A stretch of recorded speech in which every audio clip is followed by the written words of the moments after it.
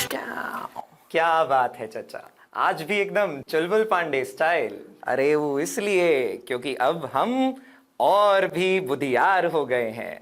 और वो कैसे? अरे बिटुआ, जेईई प्लैनेट से जो आए हैं। अच्छा, तो क्या किया वहां पे? फिजिक्स सीखे हैं, इंजीनियरिंग सीखे हैं। अब हम भी तुम्हारी तरह बड़का इंजीनियर बनेंगे। तो चलिए लेकर चलते हैं चचा को वापस जेई प्लैनेट की तरफ और बनाते हैं इन्हें बड़का इंजीनियर। तो अगर आप भी अपने एग्जाम्स में टॉप करना चाहते हैं, 95-100% बोर्ड एग्जाम्स में लाना चाहते हैं और अपने कॉम्पिटिटिव एग्जाम्स में अपने सिलेक्शन को अश्योर। अरे धुत, हमरी सुनो। यदि अपनी 12वीं की पढ़ाई को यादगार बनाना चाहते हो तो चलो हमारे साथ जेई प्लैनेट पे। बिल्कुल बिल्कुल, चलते हैं जी। So welcome you all to the JE planet, जहां हम बात करने वाले हैं हमारी यादगार सीरीज को लेकर। और आज हमारी इस सीरीज की दूसरी मुलाकात है जिसमें हमने इलेक्ट्रिक चार्जेस एंड फील्ड्स की अपनी शुरुआत की थी। तो आज का सफर शुरू करने से पहले और हमारे चचा जी को बड़का इंजीनियर बनाने से पहले चलिए आइए कुछ और बातें भी कर लें। आप सब जानते हैं कि 14 अप्रैल को हमारा एम 2022 बैच जो है जेई मेंस और एडवांस के लिए लॉन्च हो रहा है अनअकैडमी प्लस प्लेटफॉर्म पे। तो आप में से जो भी बच्चे एम रखते हैं जेई मेन और एडवांस 2022 को क्रैक करने का with top notch ranks, you can surely join us on the Unacademy Plus platform. All right?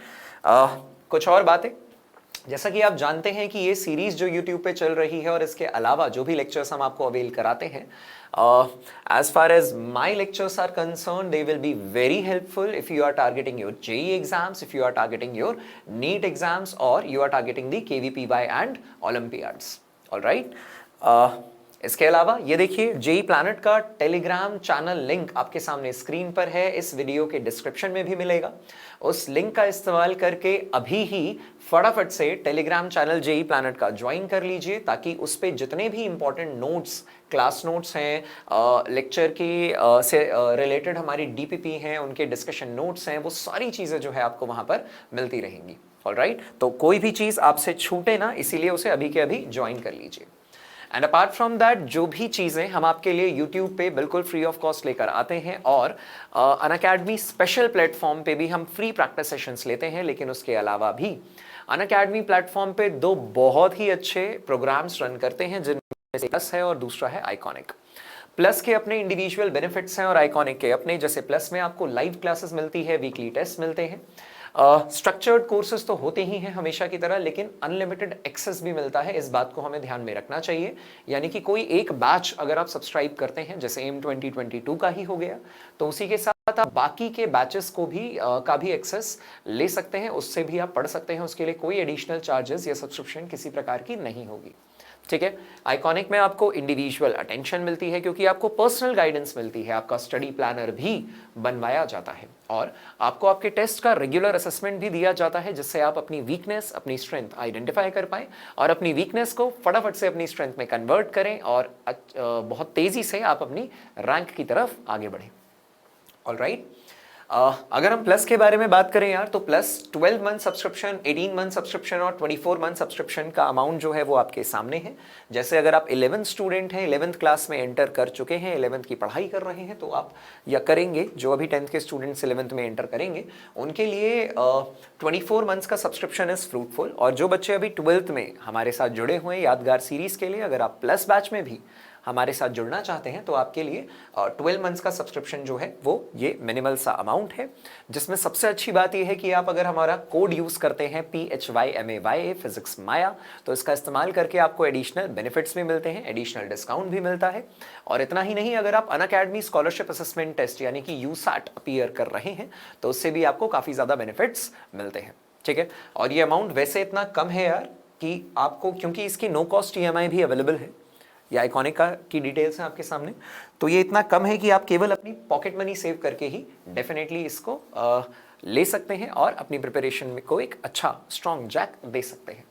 Preparation strategy जो कि कल मैंने आपसे शेयर की थी इस पूरी यादगार सीरीज की क्या रहेगी यार?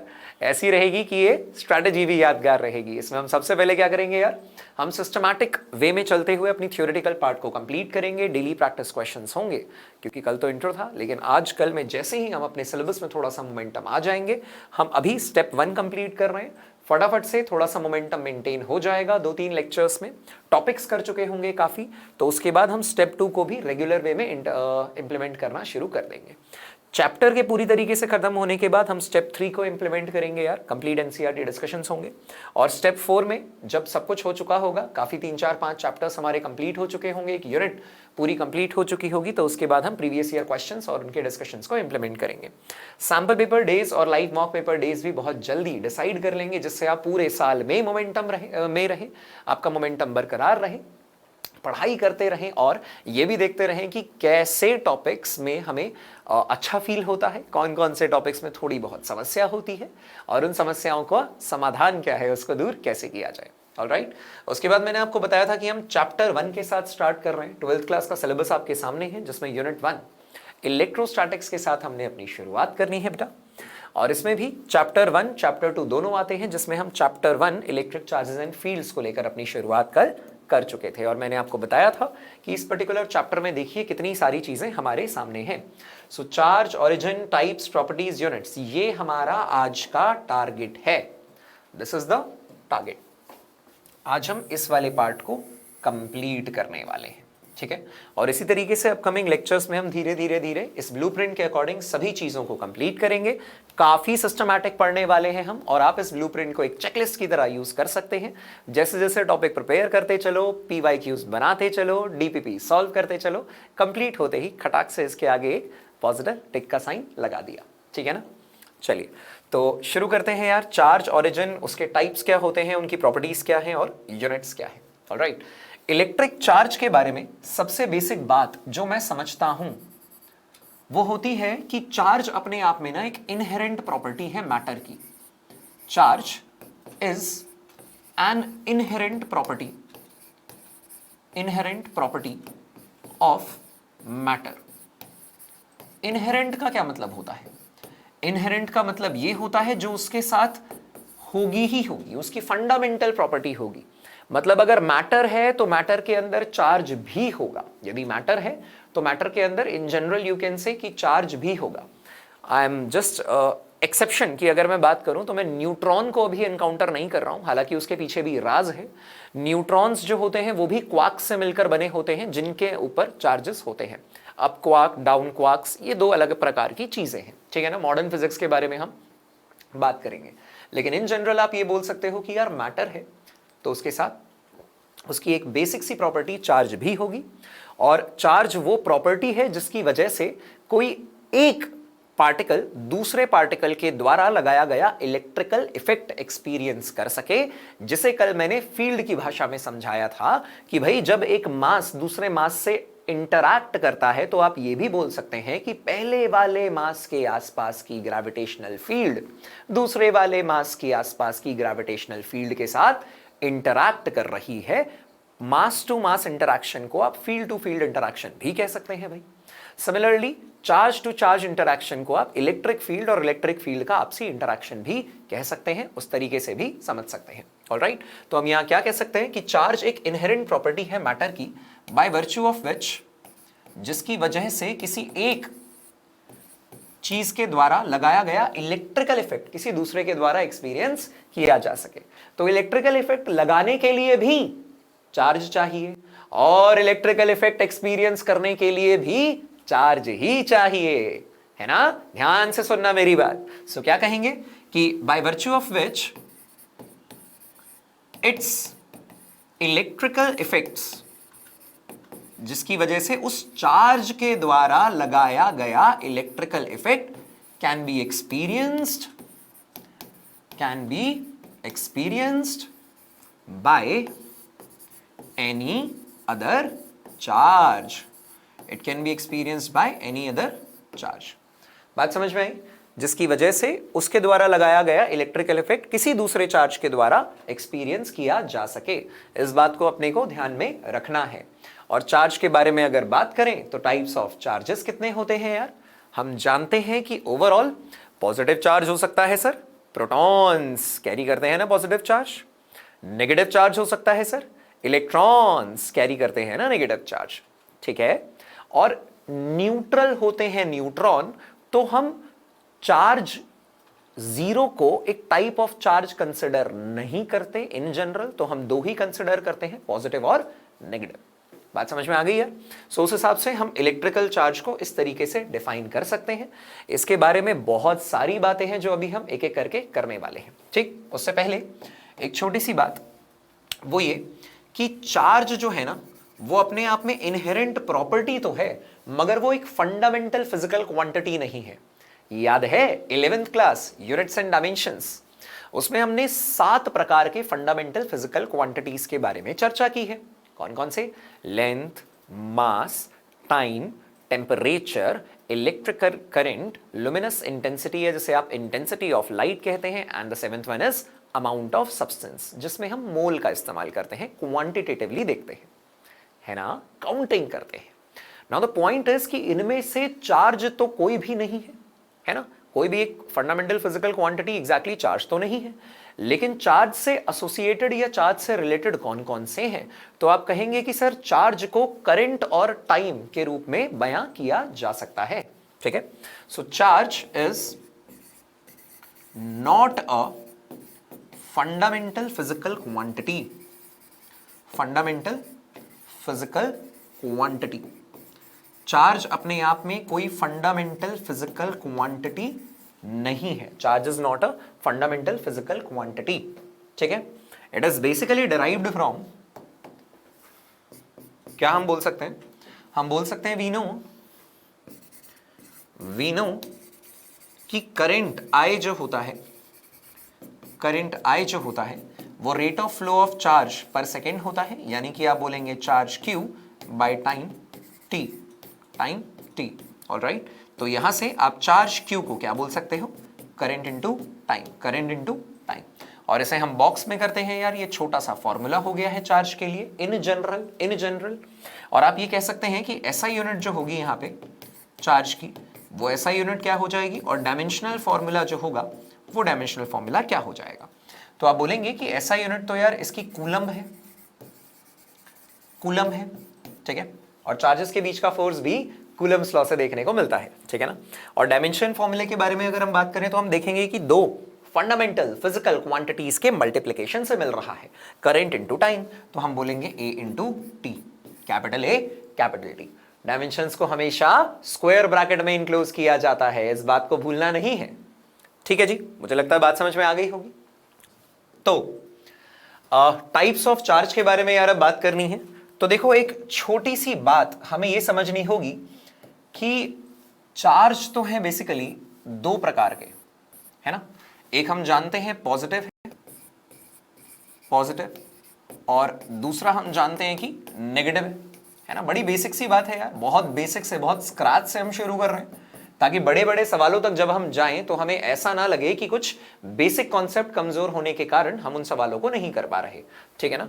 तो हमें समझना पड़ेगा कि पॉजिटिव चार्ज कब होता है और नेगेटिव चार्ज कब होता है। आप ये कहेंगे कि जब आप पॉजिटिव चार्ज के बारे में बात कर रहे हैं तो नंबर ऑफ प्रोटॉन्स की संख्या नंबर ऑफ इलेक्ट्रॉन्स की संख्या से ज्यादा होती है, और जब आप नेगेटिव चार्ज के बारे में बात कर रहे हैं तो नेचुरली प्रोटॉन कम होंगे और इलेक्ट्रॉन ज्यादा होंगे, प्रोटॉन कम होंगे और इलेक्ट्रॉन्स ज्यादा होंगे। और हमें पता है ना कि charge on electron, charge on electron भाई minus of 1.6 into 10 to the power minus 19 coulomb होता है, और चार्ज जिसको छोटा क्यू या कैपिटल क्यू से डिनोट कर सकते हैं, ये positive of 1.6 into 10 to the power minus 19 coulomb होता है किसका? प्रोटॉन का। किसका भाई? प्रोटॉन का। सिमिलरली अगर आप मासेस के बारे में बात करो, भाई अभी के लिए ये डेटा काफी ज्यादा इंपॉर्टेंट है और आगे चल के आप देखेंगे कि इस डेटा से फेमिलियर होना हमें काफी ज्यादा जरूरी है। तो मास ऑफ इलेक्ट्रॉन जो है भाई वो 9.11 into 10 to the power minus 31 kg है, ठीक है। और मास ऑफ प्रोटॉन जो है वो 1.67 into 10 to the power minus 27 kg है। मास ऑफ न्यूट्रॉन के बारे में बात करें तो वो भी 1.67 इंटू 10⁻⁻27 kg है, मगर neutron is slightly heavier than proton. Neutron जो है वो प्रोटॉन से थोड़ा सा ज्यादा होता है हैवी। आप ये बोल सकते हैं कि प्रोटॉन का मास एग्जैक्टली मोर एप्रोप्रिएटली 1.6726 आएगा और यहाँ पे 1.6749 आएगा, और वैसे भी 10⁻⁻27 में है, तो कितनी छोटी वैल्यू है और उसमें भी कितना छोटा सा फर्क है ना। तो इसलिए जनरली हम इसको इग्नोर करते हैं, मगर फैक्ट तो फैक्ट है, ध्यान रखिएगा। न्यूट्रॉन के बारे में अगर हम बात करें तो चार्ज और न्यूट्रॉन जो होता है यार वो जीरो होता है, because neutrons are neutral. Neutrons are neutral, इसीलिए उसका नाम भी न्यूट्रॉन ही रखा गया है, ठीक है ना। तो ये बातें हमें ध्यान में रखनी चाहिए, ठीक है। तो एक तो हो गया यार ये वाला पार्ट। सो इसीलिए आप ध्यान रखेंगे कि भाई रफ डेटा क्या है, पॉजिटिव चार्ज कब होता है और नेगेटिव चार्ज कब होता है, ठीक। चलिए बात करते हैं अगले पार्ट की, and that is units of charge. तो सर अभी तो हमने एसआई यूनिट के बारे में बात कर ली थी, लेकिन जनरली लोग एसआई यूनिट ही जानते हैं चार्ज की, मगर अभी मैं आपको बताऊंगा और जो यूनिट्स हैं। भाई बड़ा सिंपल सा कॉन्सेप्ट है चार्ज का। तो मान लीजिए अगर नीचे दिए गए 4 ऑप्शंस में से, ऑब्जेक्टिव सवाल ये बन जाए कि नीचे दिए गए 4 ऑप्शंस में से वो वाला ऑप्शन चुनो which is not a unit of charge. तो आप ऐसा तभी कर पाएंगे जब आपको पता हो कि यार चार्ज की यूनिट्स किस प्रकार की होती हैं, कौन कौन सी यूनिट्स हैं। तो देखिए आप क्या कहेंगे। आप सबसे पहले कूलम के बारे में जानते हैं, which is SI unit. So 1 coulomb is equal to approximately 3 into 10 to the power 9 ESU, approximately 3 into 10 to the power 9 ESU, and that is equal to 1 by 10 of EMU। 1 by 10 of EMU, आप ध्यान से देखें, अगर ये 10 इधर multiply हो जाएगा, सो 1 EMU will stand for 10 Coulomb's. आप देख सकते हैं सबसे बड़ी यूनिट जो है इनमें से वो EMU ही होगी, है ना। तो इनके अगर नाम लिखने की मैं कोशिश करूं तो इस ESU का मतलब होता है इलेक्ट्रोस्टैटिक यूनिट, इलेक्ट्रोस्टैटिक यूनिट, ठीक है। या इसी को बोला जाता है स्टार्ट कूलम। इसी को और क्या बोलेंगे भाई, स्टार्ट कूलम, ठीक है। नाम ध्यान रखना, एक छोटी सी चीज भी बहुत बड़ा फर्क ला सकती है। तो आपको इस चार्ज की यूनिट्स को ध्यान रखना है। बात करते टाइम लगता है कि यार बड़ी छोटी सी बात है, पर देखो पता तो नहीं था हमें, है ना। इसका मतलब हमारे लिए तो बड़ी ही बात है।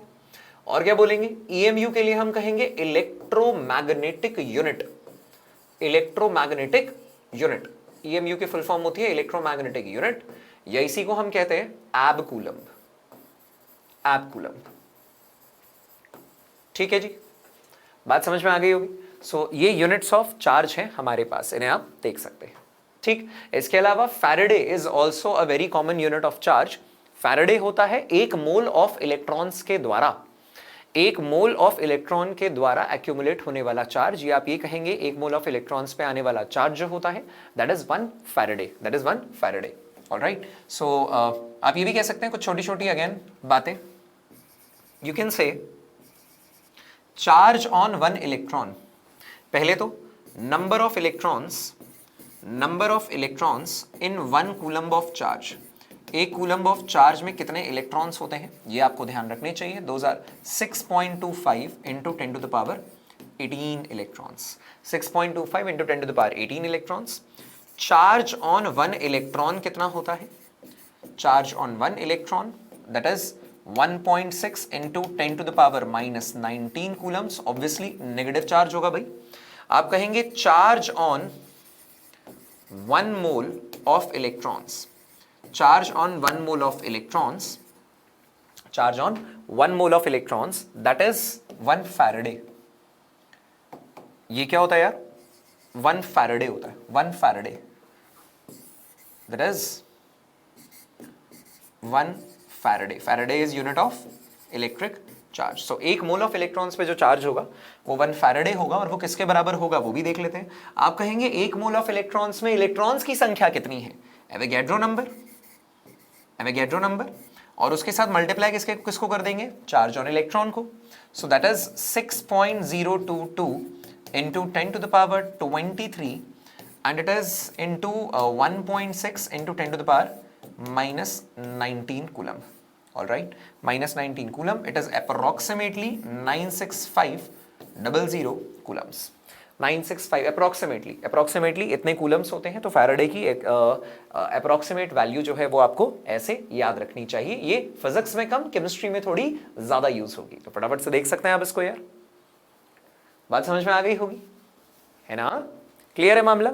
चलिए बात करते हैं अब अगले सब टॉपिक की तरफ, that is difference between charge and mass. Difference between charge and mass यार, मेजरली 11th क्लास जब आपने शुरुआत की होगी तो आपने 11th में बार बार फिजिक्स में मास मास मास इसी के बारे में बात की होगी, है ना? लॉज ऑफ मोशन में मास, काइनेमेटिक्स में मास, कंजर्वेशन ऑफ एनर्जी लगाते टाइम मास. लेकिन इसी तरीके से आप 12th क्लास के ट्रैक के बारे में अगर हम बात करें तो आप किसके बारे में ज्यादा बात करोगे यार? चार्ज के बारे में. चार्ज का ही बिहेवियर पढ़ रहे हैं इस चैप्टर में. चार्ज का ही बिहेवियर पढ़ रहे हैं जब वो चार्ज रेस्ट पे है. That's why the name electrostatics, है ना? So difference between charge and mass में हम चार्ज और मास के बीच के छोटे छोटे छोटे छोटे डिफरेंसेस को समझने की कोशिश करेंगे. ठीक है, यहां चार्ज के बारे में बात कर लेते हैं यार, और यहां पे मास के बारे में. तो बताइए पहला डिफरेंस आप क्या समझते हैं?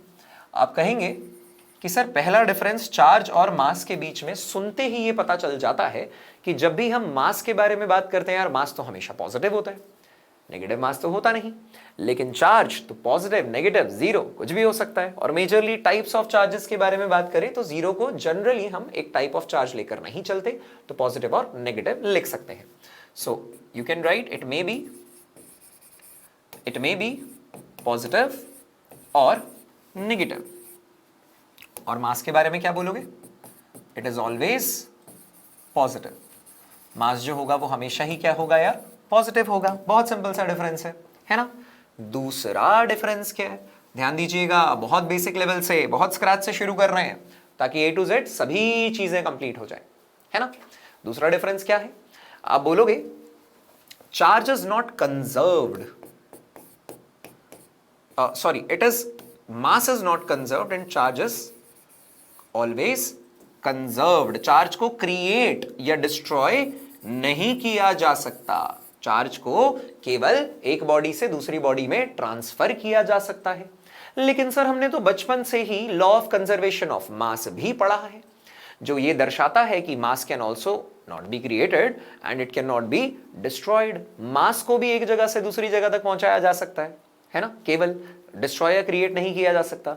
तो बच्चों वो बात हो गई पुरानी. अब आप मॉडर्न फिजिक्स में भी पढ़ेंगे, मॉडर्न वर्ल्ड है यार, तो आप पढ़ेंगे और सीखेंगे अब की बार कि मास को जब आप डिस्ट्रॉय करते हो तो एनर्जी क्रिएट होती है. मास को डिस्ट्रॉय करके huge amount of energy create होती है मास एनर्जी इक्विवेलेंस रिलेशन के तहत. और यही कॉन्सेप्ट जो है वो एटम बॉम्ब या न्यूक्लियर बॉम्ब में भी यूज किया जाता है कि यार वहां पे भी मास थोड़ा सा भी अगर डिस्ट्रॉय होता है तो देखिए आप ट्रेमेंडस अमाउंट ऑफ एनर्जी जो है वो रिलीज होती है. ठीक है, सो चार्ज के बारे में हम बोलेंगे it is always conserved. Charge तो यार हमेशा ही कंजर्व्ड है, that is it can nether be created nor be destroyed. और मास के बारे में हम क्या बोलेंगे? It is not conserved, it is not conserved.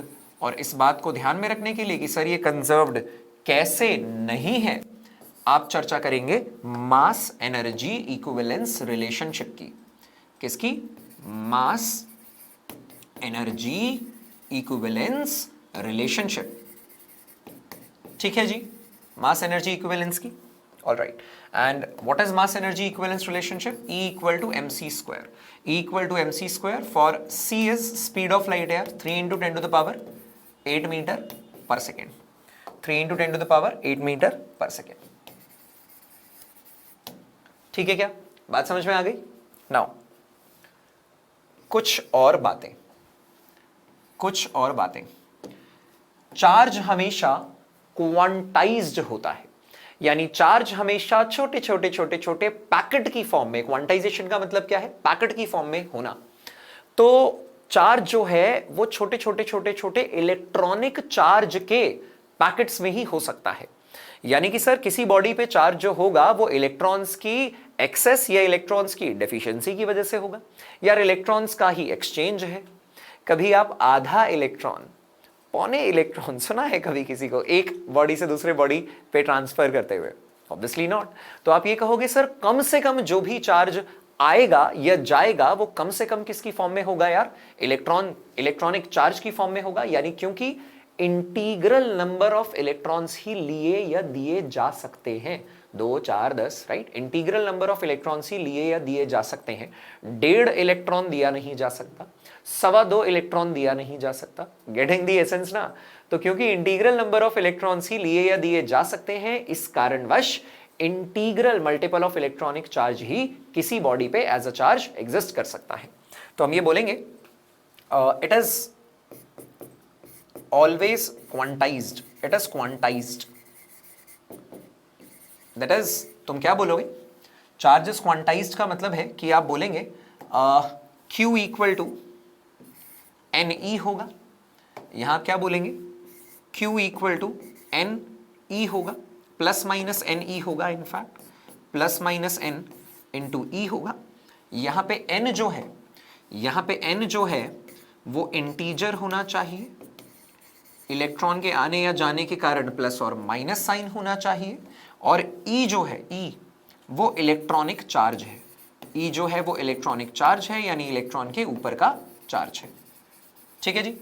Now so it is quantised, ये बात अपने को पता है, लेकिन हम क्या बोलेंगे? क्वांटाइजेशन ऑफ मास। मास अभी क्वांटाइज नहीं है यार।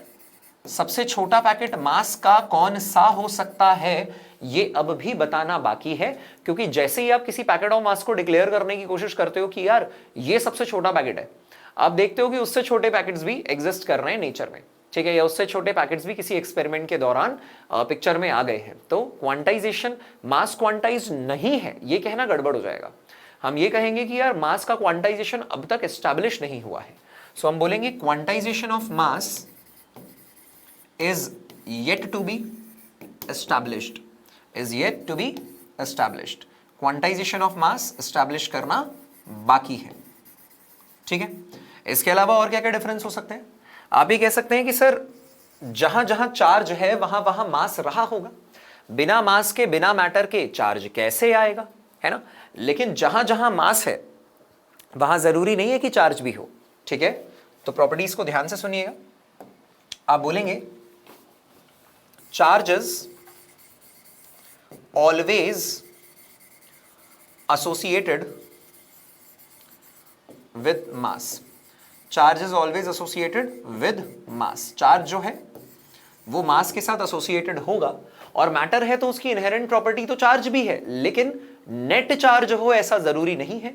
हो सकता है आप न्यूट्रॉन के बारे में बात कर रहे हो, या हो सकता है आप किसी न्यूट्रल बॉडी के बारे में बात कर रहे हो जिसमें प्रोटॉन की संख्या और इलेक्ट्रॉन की संख्या एक जैसी है भाई। So we can simply say that the count of electrons and protons will be same.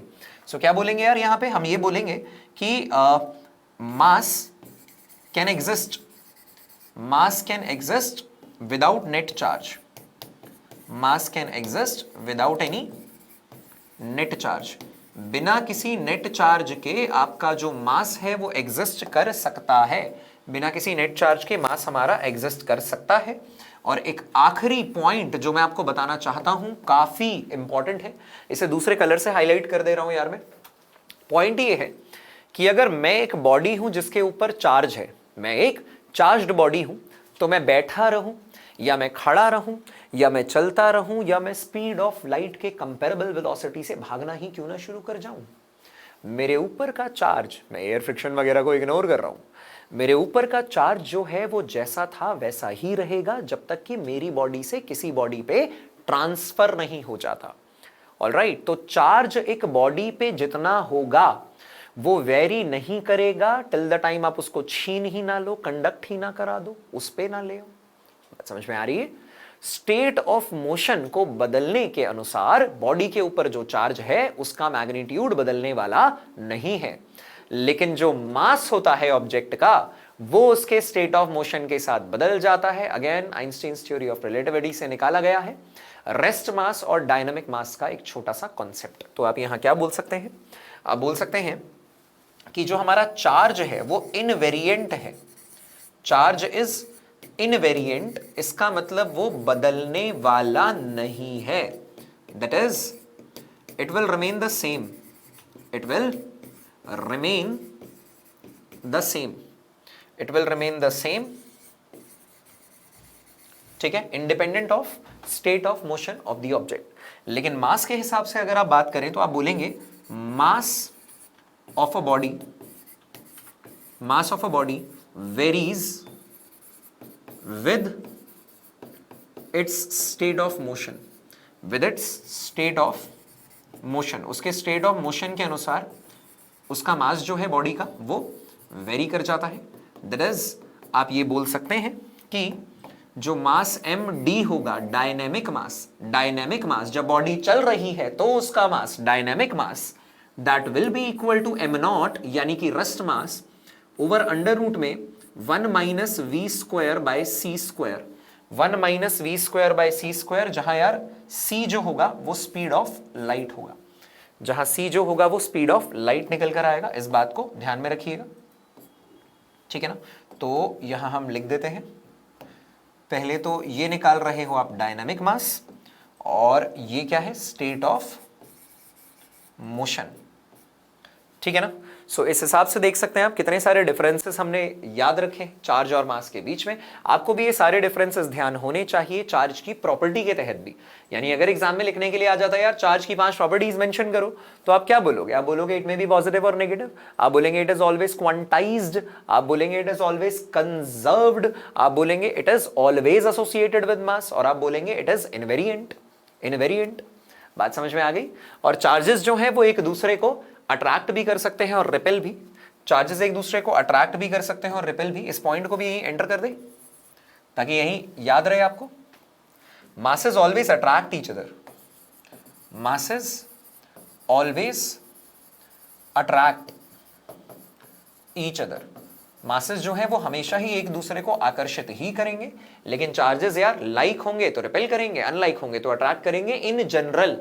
हालांकि ये स्टेटमेंट भी 100% वैलिड नहीं है, अगली क्लास में सिखाऊंगा, ठीक है ना। तो अगली क्लास भी, अगला लेक्चर भी, अगली मुलाकात भी बहुत इंटरेस्टिंग और यादगार रहने वाली है, ठीक है जी।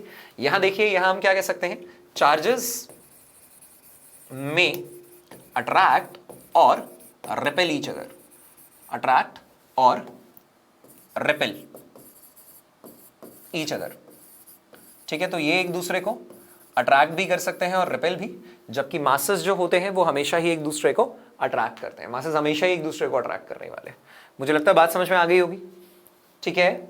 ऑलराइट, बात कर लेते हैं अगले पार्ट के बारे में, quantization of electric charge. Quantization of electric charge अभी हमने देखा कि जो भी टोटल चार्ज होगा, जो भी टोटल चार्ज होगा Q, that is equal to plus minus n, n belongs to integer and it is electronic charge. तो आप ये बोलेंगे कि यहां पे n तो अपने आप में यार एक इंटीजर है, n तो अपने आप में एक इंटीजर है, जैसा कि हमने वहां लिखा था वेयर क्वांटाइजेशन। यहां देखिए n जो है वो अपने आप में एक इंटीजर है, और E क्या है यार, इलेक्ट्रॉनिक चार्ज। तो जो भी चार्ज बॉडी पे आया होगा वो इलेक्ट्रॉन्स के लेन देन के कारण आया होगा, ठीक है ना, इलेक्ट्रॉन के ट्रांसफर के कारण आया होगा। इसीलिए आप बोलेंगे कि जो भी चार्ज होगा वो इलेक्ट्रॉनिक चार्ज का इंटीग्रल मल्टीपल होगा, है ना। इसके बहुत अच्छे अच्छे एग्जांपल्स हमसे पूछे जाते हैं, जैसे आपसे पूछा जाता है comment on the following charges, comment on following charges, ठीक है। आपसे बॉडी का चार्ज दिया होगा, बॉडी के ऊपर आने वाला, और आपसे कहा जाएगा कि कमेंट कीजिए। फर्स्ट पार्ट है इसका minus of 2.4 into 10 to the power minus 19 coulomb, ठीक है। और दूसरा है minus of 1.6 into 10 to the power minus 20 coulomb. तो देखो, पहले वाले के पार्ट में तो आप क्या बोल पाओगे और दूसरे वाले में क्या बोलोगे। पहले वाले में आप बोलेंगे कि Q equal to N E है, इसका मतलब आप देख सकते हैं कि n जो निकल कर आएगा वो Q बाई E आएगा, यानी that is 2.4 into 10 to the power minus 19 by 1.6 into 10 to the power minus 19। ध्यान से देखने में पता चला कि ये 1.5 आ रहा है, 1.5। तो आप क्या बोलोगे कि यार ये पॉसिबल ही नहीं है। इस चार्ज का मतलब पता है क्या है, इस 2.4 into 10 to the power minus 19 coulomb charge का मतलब है कि ये जो चार्ज है 1.5 इलेक्ट्रॉन के कारण है, 1.5 इलेक्ट्रॉन के कारण है। देखिए ना, जो भी टोटल चार्ज है वो Ne के बराबर है, n निकाला आपने, कहा 1.5 इलेक्ट्रॉन, तो सेंसिबल ही नहीं है भाई। बॉडी के ऊपर इतना चार्ज 1.5 इलेक्ट्रॉन्स के आने के कारण आएगा, तो आप कहेंगे कि ये नेगेटिव है, इसीलिए इलेक्ट्रॉन्स एक्सेस के कारण है, मगर 1.5 इलेक्ट्रॉन के एक्सेस होने का तो कुछ मतलब ही नहीं है, ठीक है जी। इसी तरीके से जब आप दूसरा पार्ट करेंगे तो आप बोलेंगे कि यहां पे भी अगर हम Q इक्वल टू एनी करें, Q इक्वल टू एनी, तो N जो होगा वो सिंपली Q बाई E होगा। Mind it carefully, it is 1.6 into 10 to the power -19। मैं प्लस माइनस साइन को अभी इग्नोर मार रहा हूं क्योंकि मैं नंबर ऑफ इलेक्ट्रॉन्स कैलकुलेट कर रहा हूं ना यार। And it is 1 in the numerator it is 20 total charge and it is 1.6 into 10 to the power -19, या इसी को आप बोल देंगे 0.1। तो ये भी क्या है, यानी 1/10 इलेक्ट्रॉन्स या 0.1 इलेक्ट्रॉन के कारण इतना चार्ज होगा, 0.1 इलेक्ट्रॉन के कारण इतना चार्ज होगा। फिर आप बोलेंगे यार 0.1 इलेक्ट्रॉन यानी 1/10th पार्ट ऑफ इलेक्ट्रॉन, तो संभव ही नहीं है ना यार। बात समझ में आ गई होगी। तो आपको जो कमेंट करना है चार्जेस पे वो n की वैल्यू कैलकुलेट करने के बाद ही करना है, ठीक है। इसके अलावा मेथड्स ऑफ चार्जिंग, मैंने आपको बताया था कि चार्ज, उनके टाइप्स, उनका ऑरिजिन, ये सारी बातें हमें करनी है, समझनी है। ऑरिजिन के लिए एक छोटा सा होमवर्क मैं आपको दूंगा, ठीक है। होमवर्क क्या है हमारा वो देखते हैं। Homework, origin of charge, origin of charge मतलब चार्ज की कहानी क्या है बेसिकली। और इसमें ना 2 एक्सपेरिमेंट पढ़ने होते हैं, आपको याद होगा। पहला एक्सपेरिमेंट होता है कि सिल्क क्लोथ से आपने ग्लास रॉड को रब किया, और दूसरा एक्सपेरिमेंट होता है वूल या फर से आपने एबोनाइट रॉड को रब किया, ठीक है। तो ये छोटा सा पार्ट जो है ये आपको खुद से करना है, ठीक है। Apart from that methods of charging के बारे में हम हमारी अगली मुलाकात में बात करेंगे। एंड इसमें हम क्या पढ़ेंगे यार, 3 प्रकार के मेथड होते हैं किसी बॉडी को चार्ज करने के लिए, bye conduction, by induction and bye rubbing, जिसे हम फ्रिक्शनल इलेक्ट्रिसिटी भी कहते हैं।